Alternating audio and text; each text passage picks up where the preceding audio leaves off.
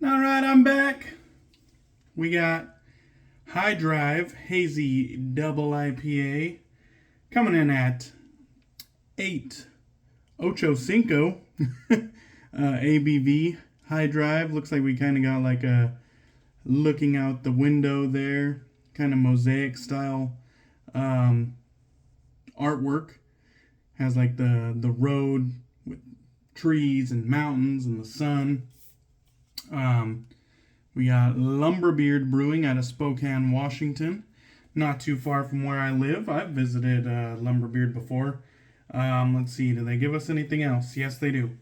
Double IPA brewed with Simcoe, Strata, and Equinox hops. That's about it. So there we go. Pretty simplistic. Let's see what this motherfucker's all about. That was a crispy snap, too, when I cracked it open.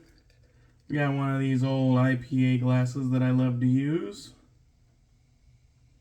Kind of got the heavy top there.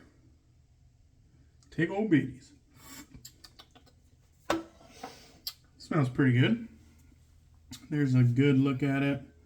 As always, it's usually a little bit brighter in person than it is with my bathroom lighting, but it has a nice glowing yellow gentle haze. I wouldn't say it's quite opaque.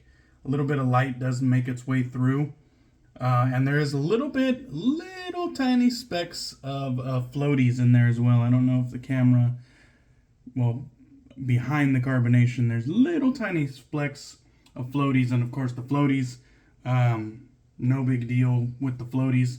That's just like spent yeast, so no big deal with the floaties. Not gonna hurt anything. Not too much on the aroma, just a very faint citrus. Not much else. Let's go in.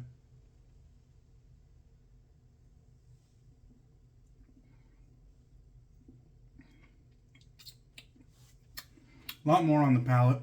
Very juicy, quite tangy, low bitterness.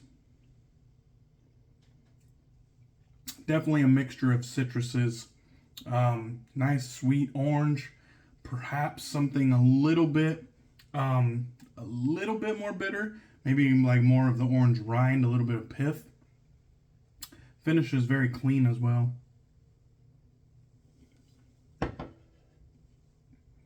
Very juicy. Not too bad. I wish it had more aroma, but the palate was really good. Alright, we're going to be using a number of things from my boy, Marion the Barbarian. This one was not one of them, but this soap, this Ecto Cooler soap, was one that Matti Lindholm made in Marion's honor, or rather Marion requested it and Matti made it for him. So Ecto Cooler is a mentholated real orange scent. So straight up orange, product out of Sweden, where Matti is from. Matti Lindholm, go check him out on YouTube. Go check out my boy Marion the Barbarian out on YouTube. And they come in these like small, like 2.5, 3 ounce pucks, little jars. It is quite the firm soap, as you can see my fingernail getting white as I dig into it. Quite the firm soap, a little bit goes a long way, and simple ingredients, but a really nice quality lather. Let's move on to the lather. So, starting off here, we have the absolute voluptuous lather that we made here. The Thirsty Badger shave bowl is plumb full here. This is kind of a soap of old type of recipe, if you will. It really whips up into something huge, but it takes on a bunch of water, and it has all the slickness you'd ever need. Now this brush is the one that Marion sent my way for me to try. This is a Simpson's brush, Best Badger, and then it is dubbed the Duke. And the Duke is quite the small brush. I don't know if you can, see my hand here, but these are average hands. is just my pinky alone. And this would make a great travel brush because it is tiny. It is small. It probably rivals my Thader, which is the smallest one in my collection. So quite the small brush. We'll see how that badger knot feels on the face here in just a moment. And then today, we're going to be using this bad boy. This is a Schick 274 Top Cap AF to my shaving degenerates out there who know what I'm talking about. That is top cap as fuck with that branding on the top of it. But somehow, since it's Schick, it's not as bad. I like it more than all the other top caps. Big Schick fanboy right here. So I wish they would have made a uniform though. They got a trademark on one, but not on the other. So don't know what was going on there, Schick, cutting corners. Other than that, you can see we got a little bit of blade gap, not too much. The blade overhangs a decent amount, and those tabs, they just overhang. I mean, they come out of the head quite a ways, but they just overhang the bottom portion by a smidge. So this is a vintage razor, you know what I mean? You got to kind of take the good with the bad. We're going to be using a fresh Schick double edge blade made in Germany. So that is a fresh blade there. This is a twist to open, sort of like the Schick Corona. So we got, let's see, Schick made in Germany. Trying to keep the blade from falling out. So a little twist top, you just kind of spin the bottom there to loosen and tighten the blade. Lines up without any help. So I've been told this is kind of a more mild shave, but we will see for ourselves. Now I assume, because I don't know anything about the Schick 274, I've seen multiple Schick Corona shaves over my years, and I've always kind of wanted one, even though they're not really highly regarded as far as razors go. They've always been known for being kind of mild, and I think this one has the same reputation. But I've never heard of the Schick 274, and I assume the 274 has something to do with the price at the time it was launched. Correct me if I'm wrong. My shaving historian brethren out there, correct me if I'm wrong. But makes sense to me. A lot of the old vintage razors, their price comes up in their naming multiple times throughout history. So it wouldn't surprise me if 274 was just the price that it was sold at. Probably should have done a little bit more research because I don't know the year it was released or anything like that really. I probably shouldn't paint on with a new brush. To me, I should feel the splay.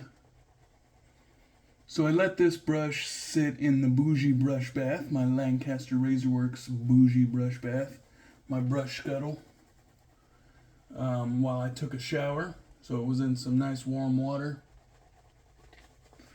When I took it out, I kind of wrung it out and then observed the tips. And I noticed they didn't really clump together barely at all. Now, mind you, this is after I wrung it out, so maybe if I left more moisture in there, maybe they would have clumped together. But, you know, upon first look, after I wrung it out, the tips weren't really clumped together at all, meaning, you know, they didn't look like they were jelly at all. Gotta make sure that menthol soap doesn't get too close to the eye, if you know what I mean.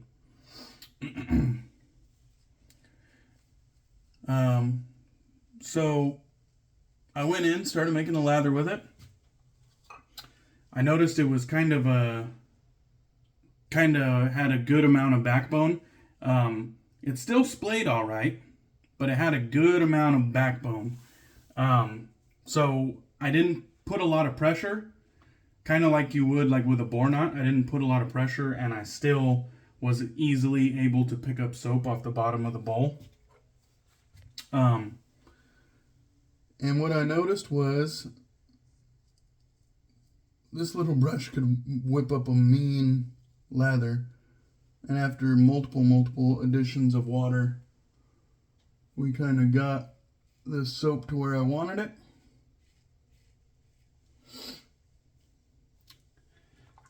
And then right now, while I was splaying it on the neck, on the face, it actually felt really good. It's a level of scrub that, to be honest, I don't think I have anything in my collection anymore with that level of scrub. Well, maybe I do, but it doesn't come in the way of Badger or Boar. It comes in the way of synthetic.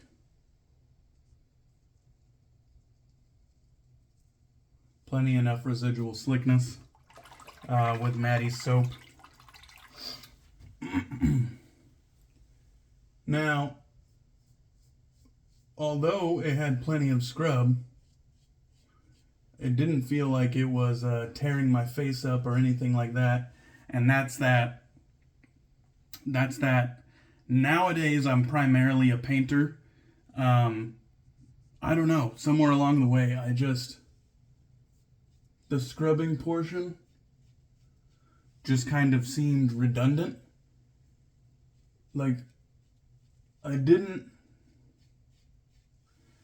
stop scrubbing because of brush burn, they call it. I didn't stop scrubbing because of brush burn, because I know there was a phase where brush burn was getting a lot of attention. I don't know, maybe a year or two ago. I can't fucking remember. But anyways, I think I just did it just because I realized I didn't have to work into the skin and I was still getting BBS shaves at some point. Okay, I am noticing with this razor that every now and then I'm losing the shave angle. So I need to pay attention here. And I was hoping I wasn't going to bust open that blemish, but it looks like I did. No big deal. Let's talk a little bit about the shave. The shave is actually going really well. It does feel like an autopilot type of razor, except for when I lose that shave angle. I don't want to say it has a tight sweet spot just yet. Maybe that was just a momentary lapse in my technique. But for a moment there, I definitely noticed like I'm not shaving at all. And it wasn't just because it has this mild reputation. Because at least on pass one there, it didn't come across as mild as my preconceived notions thought it was gonna be. Just because there was some blade feel. So it although it not a lot of blade feel, but there's enough blade feel there for me to notice that, okay, this definitely doesn't come across as ultra smooth, no blade feel whatsoever. There's definitely some blade feel there. There's definitely some blade feel present.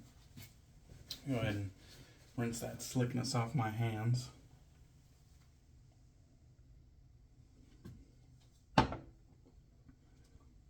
Got a nice medium chill on the mug right now. The knurling is just these raised squares on the handle, and the heft is definitely top heavy, making the whole razor itself, although it has kind of like a bakelite or plastic handle, the whole razor itself has a lot of heft, but it's definitely top heavy. Alright, Let's grab some more lather here. That tiny ass, maybe 20 millimeter badger knot cracks me up. Definitely good for travel. And I kind of like that scrub. You know, I have a couple brushes in my collection that I say have a gentle scrub. I wouldn't say that this is, you know, in that same category. It might not be as gentle as those, but it's definitely not like uncomfortable or prickly. It's not prickly whatsoever.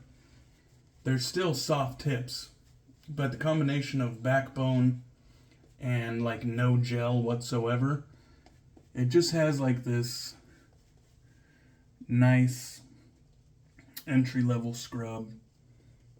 A little bit more than what I would deem gentle scrub, but still entry-level scrub. Marion says that he's been using this a lot for a couple months, and it's pretty fairly well broken in.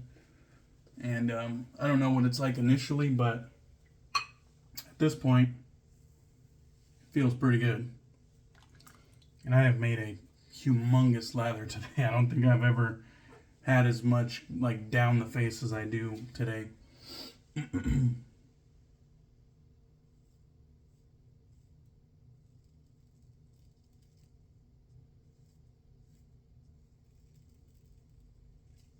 Very nice. You can, I don't know if you can hear it going against the grain. There's definitely some audio feedback on my side. One thing about it, if you saw the unboxing of this thing, well, I don't want to fling water everywhere, but I shook the head after I tightened it up, and there's like no rattle. Like, all I can hear is like the my t-shirt fabric. There's no rattle. It really locks it down very well.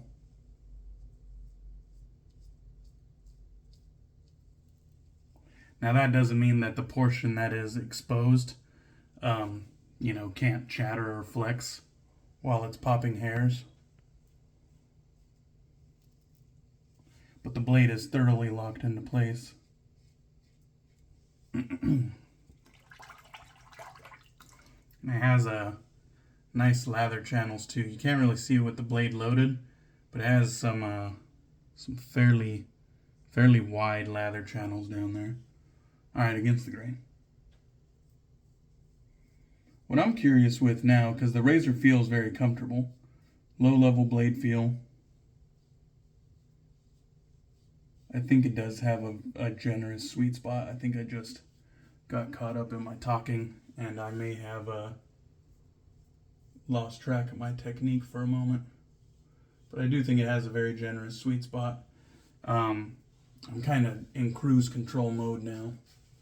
Easy to figure out.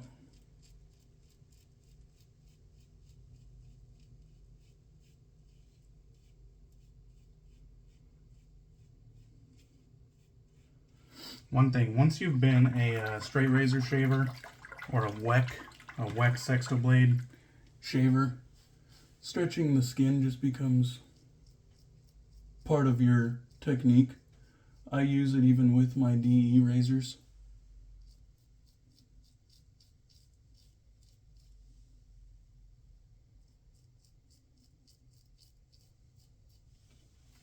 Very nice. Yeah, even against the grain, it feels pretty damn comfortable.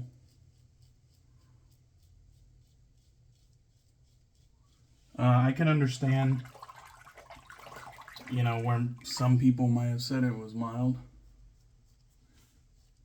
But with that low-level blade feel, I don't think it's as mild as I've heard in the past. Oh, now I'm seeing like a number of weepers now. That ain't good.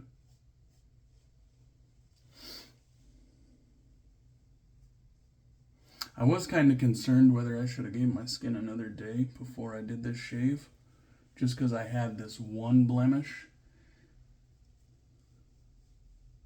And maybe I should have. Okay. So as far as efficiency goes, that's that for the shave. But I still feel a little bit of stubble left behind. So maybe when they talk about this razor, or Schick Coronas or whatever. See, now I'm chasing the dragon now, and I already have irritation. So this is a bad move on my part.